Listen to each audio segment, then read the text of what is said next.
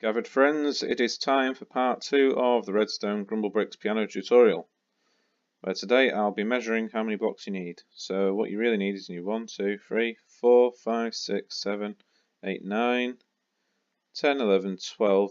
It needs to be 12 blocks deep by 1, 2, 3, 4, 5, 6, 7, 8, 9, 10, 11. So it's 12 by 11.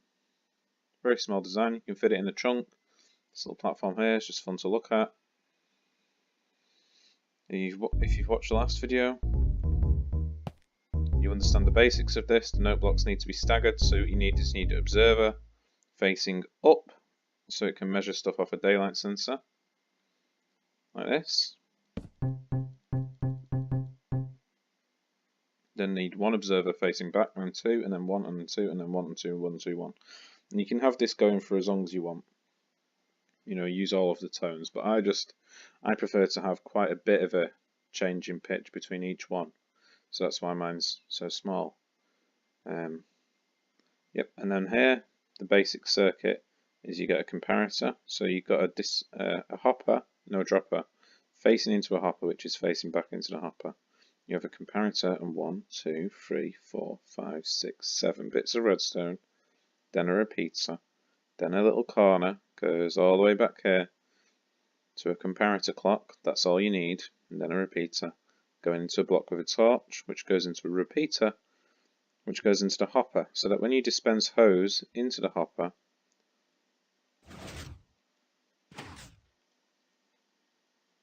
when you dispense hose into the hopper, it adds a little bit of signal. And then on the first bit of signal here, you want a torch. So 3 redstone dusts into the circuit, you want a torch which leads into this setup here. And this is the prongs of the outermost note blocks. Obviously that's the outermost note block is there, and then the other side is there. Pretty easy to understand. Make a little fork. Make sure that when this is powered, all of those pistons stand up. And then 2 blocks further on, you have another torch and another line of redstone goes into this reverser here. So you need to have this torch set up so it reverses the signal, so that when that's deactivated, these pistons extend. And you need to have repeaters in here to make sure all the redstone magic energy goes into those, and that will push those blocks out when that torch is in. It's very important you have it set up this way so that these are attached first in the circuit, because you'll see now that if I deactivate this, let's just say I've deactivated it by powering it, those retract. And then what will happen afterwards is the next bit of juice will go out to here and it'll push those out. And then what happens is it goes all the way back round again, at which point it will retract that and push that up and reset. So you see, this is setting 1, then it plays air blocks, then it plays wood blocks. And the way we cycle through those is with this little button here with a torch on the back, dust, torch, dust. Dropper with 3 diamond hose. You can use iron hose, you can use swords, anything that won't stack. You can use chest plates if you want. And then what happens is you press the button once, the first hoe is in there. And we've got hose calling, and a hoe is worth 3 bits of dust. And that goes to there, turns that torch off, retracts those blocks, and we're now on setting 2. So setting 1 is the default when the emerald blocks are up. We press it once more, you will notice that there's 2 diamond hose in the hopper, which is still locked. And that's turned that torch off, which has gone all the way around to there, to that reverser, which has pushed these pistons out. And they wouldn't have been able to do that had it been the other way around, it would have broke. So it has to be this way around. And then, once more, you press it, and the hoe power, the power of the hose, will go all the way to this repeater. And it'll power all the way back here, and it'll turn this clock on, which will, for about 3 seconds, turn that redstone torch off, allowing all the hose to go back home to where the hose live, which is in this dropper. Behold. See? They came back.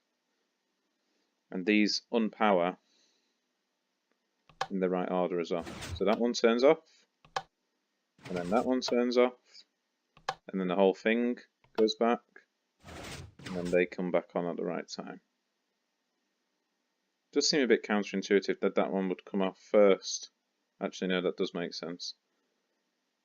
And that's pretty much it.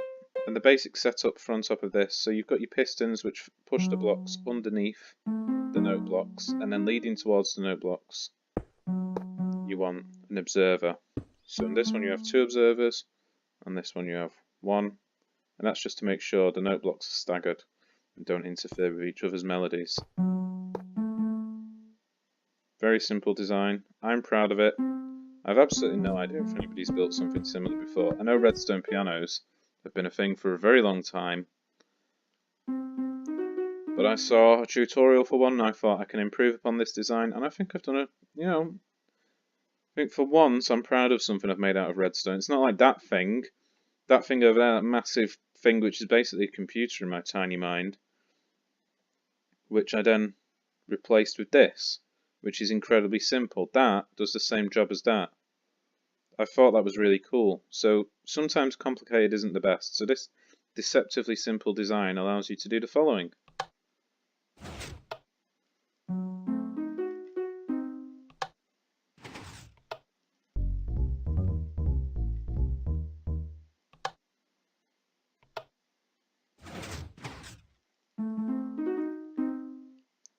If that was standing there, it would have had a different noise, but I changed it out for emerald blocks during the last tutorial, I think, or during this one. I don't remember.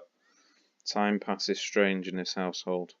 Anyway, guys, that's my redstone tutorial of the Grumblebix piano.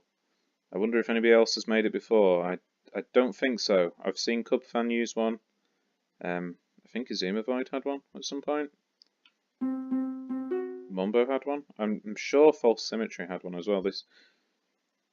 Definitely there was one in the middle of one of the Hermitcraft seasons that a lot of people visited, and it just did this. It didn't change tone, but now I've invented a way for it to change the tone. So if you ever get bored of the way your piano sounds, you can change it.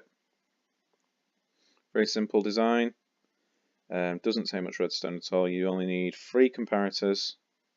Yeah, that's right. 3 comparators. One to about 10. Yeah, about 10 repeaters. So many observers. You need 1, 2, 3, 4, 5, 15, 17 observers for this setup, and 7 daylight sensors. So that's quite a bit of quartz. You don't need this lamp, but I just thought it looks cool. You could also have that be silent. You could have the same setup, but it would potentially cycle through too quick. And you can hear the pistons anyway, as it resets everything. So it would seem a bit redundant. I love this thing so much, I really want to build it on survival. Oh, also important to have... See what just happened? Because it's a daylight sensor. Very important to have this underground, otherwise it'll just randomly set off. Unless you want it to do that. But I put some shadow over it, because if you just... See? Also a potentially useful thing. You can also have this powered by rabbits. Now I'm going to do a video on that in a minute. Rabbit power for part 3.